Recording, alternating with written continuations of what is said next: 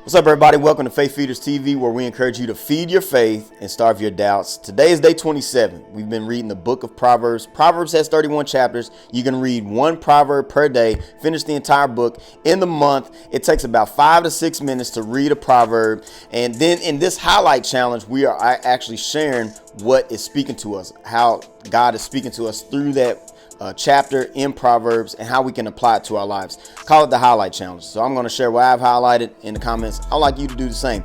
Today I'll be reading again chapter 27 out of the New Living Translation. Let's get it. Don't brag about tomorrow, since you don't know what the day will bring. Let someone else praise you and not your own mouth, a stranger and not your own lips. A stone is heavy and sand is weighty, but the resentment caused by a fool is even heavier. Anger is cruel and wrath is like a flood, but jealousy is even more dangerous. An open rebuke is better than hidden love. Wounds from a sincere friend are better than the kisses from an enemy. A person who is full refuses honey, but even bitter food tastes sweet to the hungry.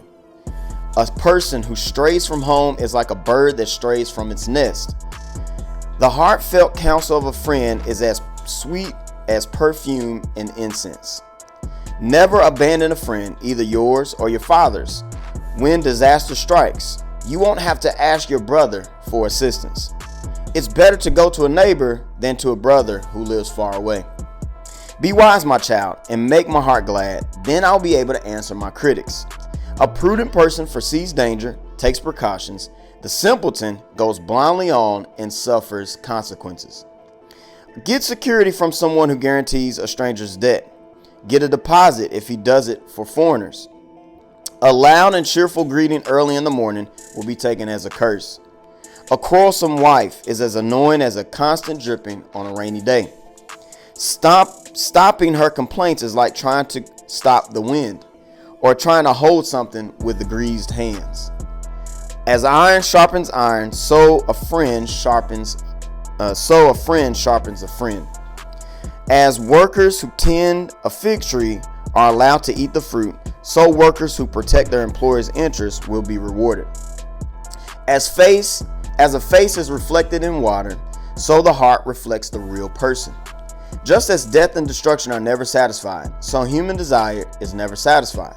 Fire tests the purity of silver and gold, but a person is tested by being praised. Wow. You cannot separate fools from foolishness, even though you grind them with grain and with mortar and pestle. Know the state of your flocks and put your heart into caring for your herds. For riches don't last forever, and the crown might not be passed to the next generation. After the hay is harvested and the new crop appears and the mountain grasses are gathered in, your sheep will provide wool for clothing and your goats will provide the price of a field. And you will have enough goat's milk for yourself, your family, and your servant girls. That concludes chapter 27 in the New Living Translation. Now, there's a lot in here. I know some common scriptures, but I have a couple that I want to share. And it's in verse 17, as iron sharpens iron, so King James Version, so the man sharpens the countenance of his friend. And I want to highlight here because sometimes people are like, well, iron sharpens iron, and in order to sharpen iron, you got to rub them the wrong way. And it's like, you're just being abrasive. But until you're a friend, you really can't correct. That's why I really have a hard time with a lot of content creators on YouTube or TikTok. Because like it's all they do is criticize and talk about why somebody's preaching wrong, why somebody's wrong, they're sin, they're this, oh, this is crazy, avoid this person. And it's like, okay, yo, are you really trying to bring correction to this person?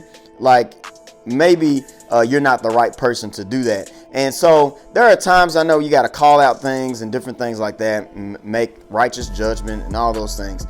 Needless to say, sometimes it seems that the motive behind it is to talk about why I'm right and they are wrong. But at the end of the day, if we're trying to help someone and we're trying to sharpen them, it's best it comes by someone who is a friend, somebody who has their best interests in heart, somebody who actually knows them. Because man looks on the outward appearance, what somebody says, what somebody it looks like, what somebody appears to be. God looks at the heart. And it is possible, I'm telling you now, it is possible for somebody to be wrong in their appearance, right in their heart. And it's also possible for somebody to be wrong in their heart and right in their appearance to man. So let's keep that in mind. We need to be a friend to those and sharpen those who we are friends with. And then the second one is in verse 19. And so as the face is reflected in water, so the heart reflects the real person. Out of the abundance of our heart, our mouth speaks. It's very important, especially when you're staying in the same vein, a friend of someone. It's important that we really listen to our friends, because when they speak and they're talking to us and we're having a long conversation, their heart is being revealed to us. What's in their heart is coming out because they're talking about it. And so it's important that we really understand who that person is by what they're saying, because it's revealing what's in their heart, because their heart is the real person. The heart is the real person. And so that's what I have in the comments. Share what you get out of Proverbs 27. It's a great chapter, a lot of wisdom in it. But remember to feed your faith, starve your doubts, get into the word. There's life in the word. There's wisdom in the word. There's answers in the word of God. But we have to daily feed on the word of God. Be blessed, and we'll see you tomorrow. We'll tackle Proverbs 28.